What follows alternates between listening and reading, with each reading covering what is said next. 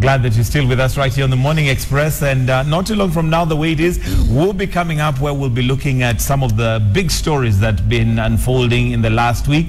But for now, we'd like to have our sports chat, and joining us is Robin Toskin. Welcome.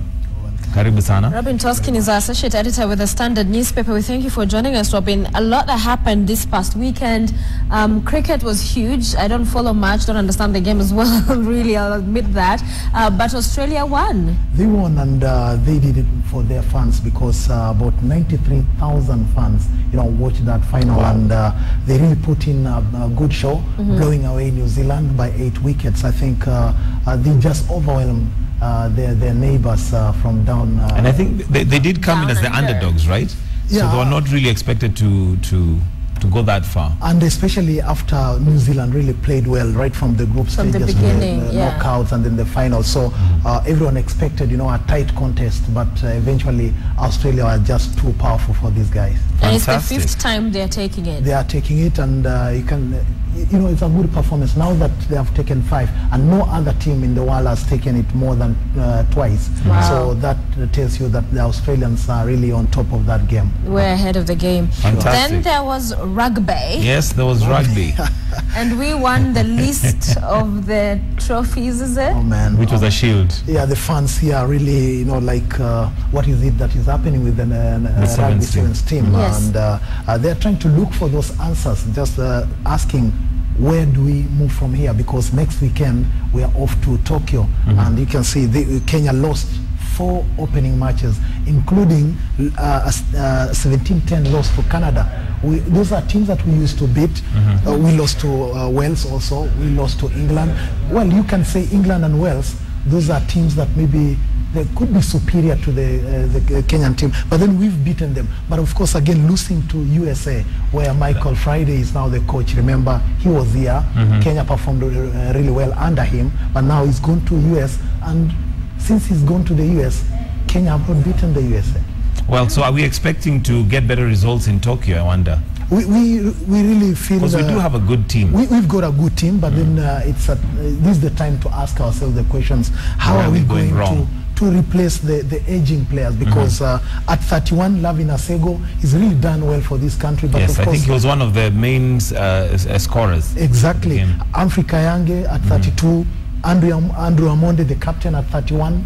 Really, we need to start asking ourselves the question. We've got really young players, a player like Billy Odhiambo, really played well against Japan and even Portugal. So it's time maybe Felix Ochieng is given that help to ensure that this team grows to become a force that it once was. But to mention, it's Fiji that won. That was what leg this past weekend? That is Hong Kong series, and I think Fiji were on top of their game again. They were on form, beating New Zealand. And how unfortunate my favorite, New Zealand. How do they just lose everything? It was a bad weekend for them, but of course Fiji is a good side. They have been dominant in the Hong Kong series over the years. So the next one is going to be Tokyo, Japan. Tokyo, next Japan. Weekend. Okay.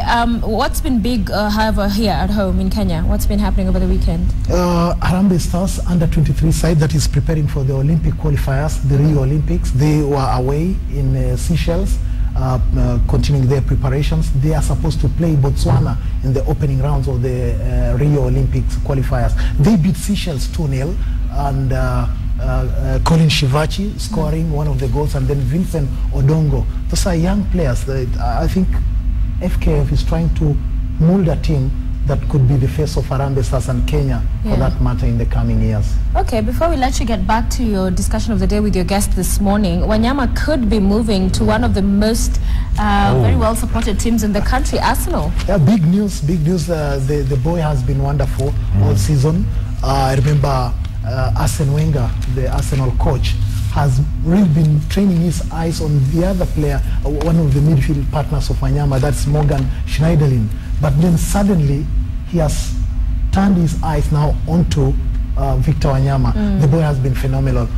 Southampton have really played well this season, and at the heart of that defensive midfield is Victor Wanyama. It's really a good thing for Kenya if indeed moves to Arsenal. Okay, I guess then we'll let you have your chit chat with the guests and update us on what's been happening, and also focusing on the topic of football media rights. Yeah, we always talked about commercial rights in football. Remember just a few weeks ago, FKF and their subordinate Kenya Premier League have been fighting over all these media rights and we call them broadcast rights in football. So today in studio, we've brought in Robert Asembo, who is the FKF Vice President, to take us through all this. What is it that we understand? How should the fans, understand what commercial rights is? And then we have also Seth Oserio to help us, go through the weekend matches, the Kenyan Premier League and also FKF Premier League. Maybe I should start with you, Oserio. Tell us, how was your weekend? How did you cover Kenya Premier League and also the FKF Premier League? We covered both, and actually the only thing which makes me happy, it's that finally we have got these players in the FKF Premier League. Actually, the exposure they've got. So if you ask me, actually, it's one of the best weekends ever, because at least finally that talent which was hidden has been brought out, and you could see the match between Shabana Kakamega Homeboys. Actually, the way it was played, the match between Moyes against Kariobangi Sharks, even if they lost that match, you could tell that these players have that talent. They have everything which actually they require to perform in the top level. For the first time in a weekend in Kenyan football, we've had two broadcasters, bringing live Kenyan Football League, the Premier League, and also the FKFPL. How would you describe such a scenario? Is it historic? Is it something Kenyans should be happy about going forward? Absolutely, Kenyans should be happy. Why? Because they have come, and in coming, there's what we call competitive and actually quality. So you cannot get quality minus competition. So when they're coming, players want to show what they have, and they know they'll be exposed. So from that, it's a plus for Kenya, because it means that tomorrow or maybe the day after tomorrow, we'll be heading to where other leagues are. Yeah, and that's where maybe Robert Asembo, you should come in. Welcome to our studios once again. Thank you. Kenyans were spoiled for choice over the weekend. Two of your products, Kenya Premier League, being on SuperSport Pay TV, and also Azam, your new partner. Tell us, maybe tell the viewers, how is this working out? Well, for us as FKF, I think we are in the good position of necessity being the mother of innovation. So our game needs a lot of exposure at whatever levels, and the partnership with SuperSport, Azam, especially Azam, I think it's going towards that objective of making sure that we expose all our players, we expose all our teams, and the outreach is going to be good because of the packages. So commercially, we are saying that the game will benefit in two ways. The exposure, whereby the numbers, the fans will be able to have their weekends filled up, and also the marketers, the product people will have an outreach, and from the same circle we can now be able to raise some revenue, and good revenue for that matter, to support the clubs and our players. Yeah, over the last 2 or 3 weeks, the fans were just reading things to do with commercial rights, broadcast rights. What exactly do we mean by that? And we remember when FIFA came in here, they said FKF are the owners of the commercial rights of football. What, in a nutshell, does that mean when we talk about that?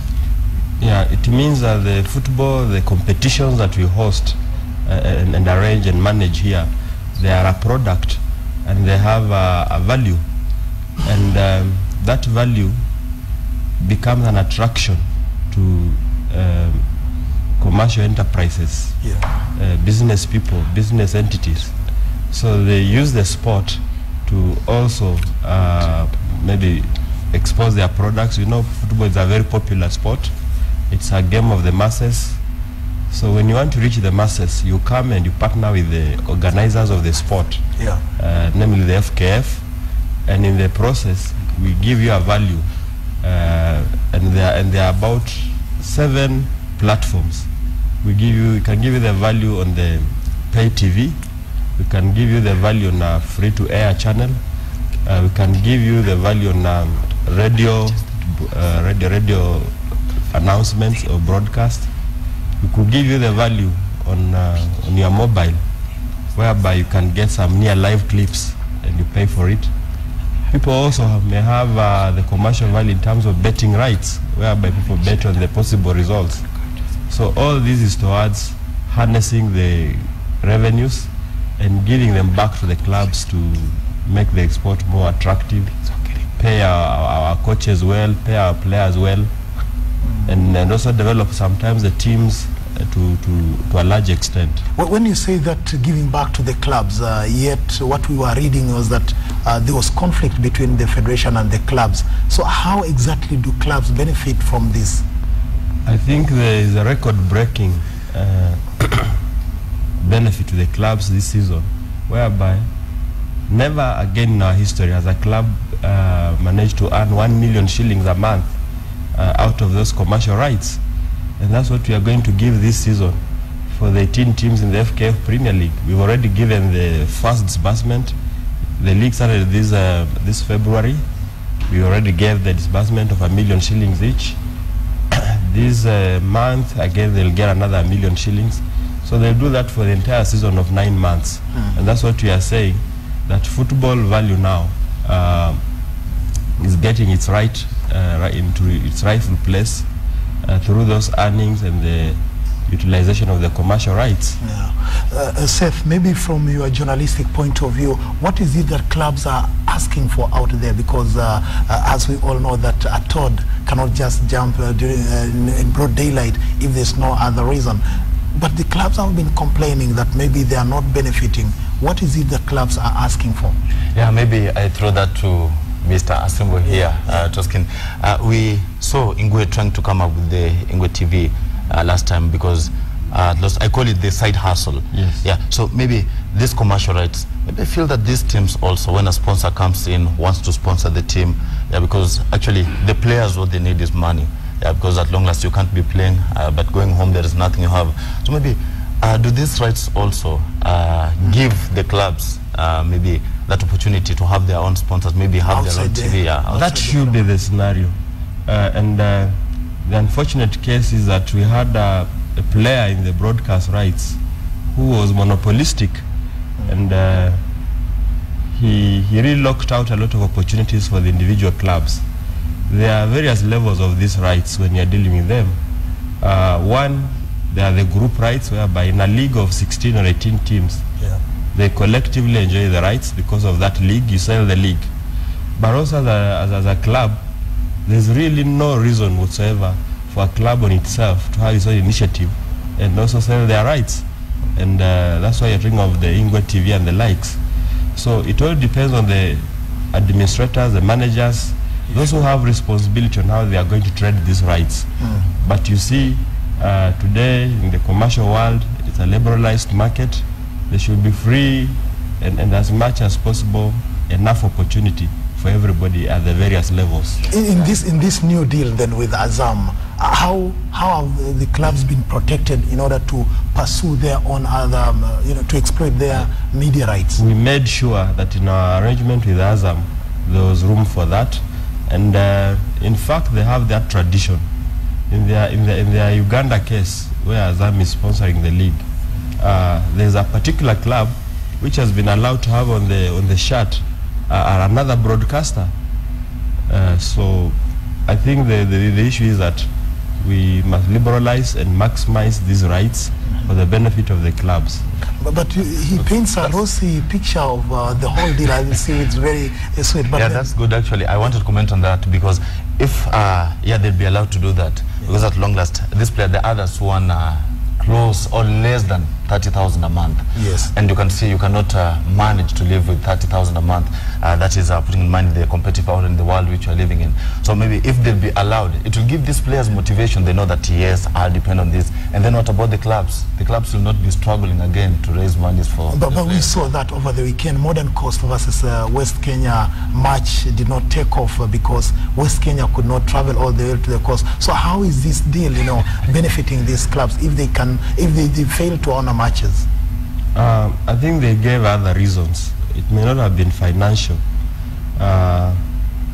Honoring a match or failing to have a match on a day, it happens. What matters is the reason plausible. So I think the managers of the league will look at the reasons and see whether to award or cover or whatever it may be. But we don't encourage, of course, matches not being played.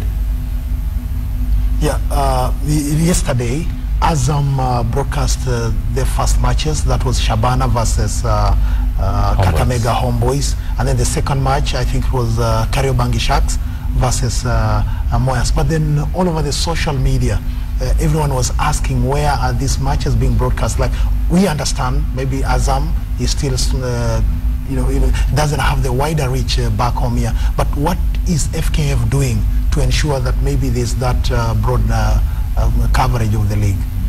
Well, this is a brand new arrangement, and as FKF, we have that platform. We'll ensure that we spread the matches all over the country. But it's for Azam to do their selling and retail their decoders or whatever it may be. However, I believe it is going to be an explosive market venture very soon. I'm sure there'll be enough outreach. I'm told the packages are very good, about 870 shillings a month. So that's an affordable package for the Kenyans. And also, I'm told they are really spread in areas where they are not really urban. They are beyond the normal towns and cities. Yesterday at Kasarani, we all know what happened, Shabana versus Kakamega Homeboys. Despite all the monies that he's talking about, we saw Shabana coming late into that match. They were locked out of Kasarani just because they had not paid for the pitch. Really, where do you see us, going with this kind of organization and what's happening on the pitch? That one I'll blame the Shabana management. They have been having the whole week to prepare for that. They were the home team, and they should have known that we have not paid for the field. So coming 30 minutes into the match, and that has not been done, that frustrated the players, and that's why it took them so long to come into the match. So to me, I think those are the things which should be sorted out by the club themselves before the material day. Does the federation have a role, in ensuring that that doesn't happen, in your view? The federation will not do everything for the teams. For them, yeah, they have actually paid. They have ensured that the teams have got their monies. So it's up now for the management. What is the team manager doing? What is the chairman doing? Because for that, I was with you. You heard the team manager complaining, that the management, the chairman actually has failed the team. So to me, I think it's something which should be sorted out by the club individually. And to me, I cannot blame the federation. In terms of those rights, Robert Asembo, are there any responsibilities maybe from the part of the clubs to ensure that it doesn't go to waste, all this doesn't go to waste? Definitely there is a responsibility, because the club and in its matches, that is a product. The club is the product. Whenever the club is playing, they are the product. They are the occasion when now the real value for the rights must be exposed. So the clubs must be well organized.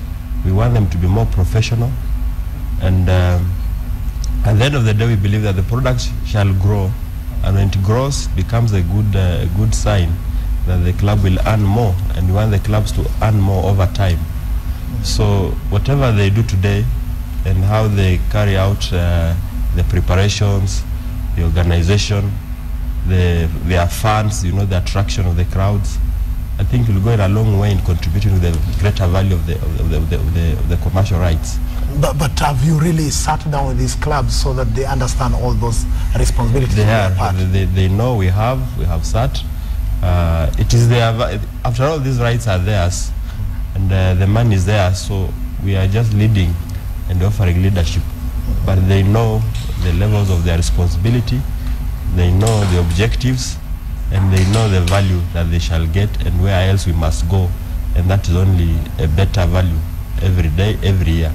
Now, these commercial rights, as you put it, someone would say that it is a curse more than a blessing, in the sense that the two leagues, your products, the Kenya Premier League and the FKF Premier League, they have two different sets of referees. When you look at the Kenyan Premier League, they called some referees out of retirement, and then the setup within FKFPL is that you have young and fresh, energetic referees. And then there have been complaints that the level of officiating in the Kenyan Premier League has gone down because of tired looking or not energized referees. How are you going to harmonize that to ensure that those commercial rights do not do not get blemished in that sense? It's an unfortunate scenario, but we know the reasons behind it.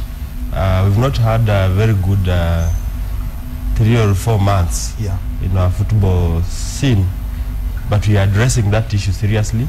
I think it will be sorted out very, very soon. So there's no cause of alarm.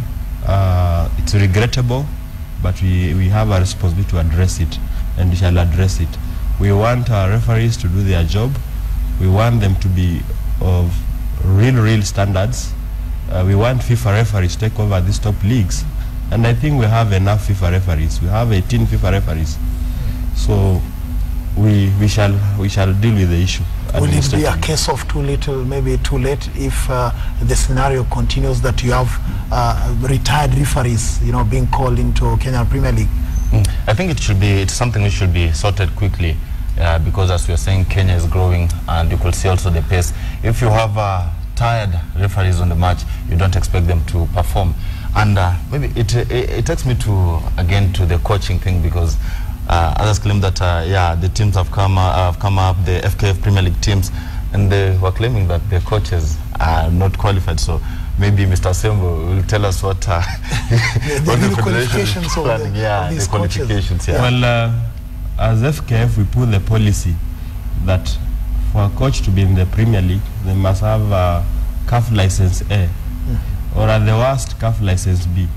So it's upon the club to hire the best coach and also live within that policy. However, ours is to continue the role of development. I'm sure this year we'll have several other opportunities for courses to be more educated, and I think that should cure in the long term any such unfortunate occasion of not having a real qualified coach. But it's everybody's responsibility to have a good coach. Sure. It's for the club, and also the coaches themselves must know that there's a policy in place. So don't just take up a job for the sake of it. You'll be embarrassed by the results. Maybe judged harshly. And maybe to tell us, do you have that specific age for the referees, actually? Because yes, we are very deliberate. We want our referees to go all the way to the FIFA highest possible level, and I think we are doing well. In the last 3 years, we've seen most of our referees go to the international scene. In fact, every weekend, a set of 3 or 4 referees are flying out of the country to officiate both the continental and international matches. And it's a good sign. And we have said that the best way is to target the younger lot. Sure. Below 24. Yeah, below 24. Okay. Just as we wind up, the local football scene has really been volatile over the last 3 weeks. Do you see maybe a cessation of hostilities between the football administrators? Do you feel that now we've hit the level we all wanted to be, so that everything will be smooth? Kenya has always had talent, and to me this is a new beginning. Yeah, it's a new beginning, and I'm very sure that in the next 2-3 months, everybody will be there to witness this. Yeah, for the coming of Azam and everything, that quality which we have been talking about, the administration. Some things, when they're exposed, that's when things happen. So to me, I think it is the correct way, it is the positive way we are heading, and everything will be okay very soon. Yes, just to wind up, Robert, any updates about the FIFA mediation team? I think we are on the right track. We want to get over that mess. That mess is not as recent as people may think. I think it was a long standing issue. It has just exploded at this time, and we hope to sort it once and forever. FIFA were very clear. They defined the various scope of cooperation, Sure. the level of interaction, the specific roles of the league, and the role of the federation. So when we have all this clearly defined, we want able to accept that. And upon acceptance, I believe we'll move forward forever as a nation in terms of football. Thank you very much, Robert Asembo, Seth Onserio, for coming over to discuss with us about commercial rights in Kenyan football, how it works. For our viewers, I think you need to stay put. There are good tidings coming into the Kenyan football scene, because now Kenyan football, right from the Kenya Premier League and also FKF Premier League, they are all on offer in television. So for the viewers, you are spoiled for choice. Sophia? Yeah. Thank you. I think I should bring this ball back to you so I continue. I've grabbed the ball. Okay. I'm going to run away with it. Have a great week. Thank you. Thank you.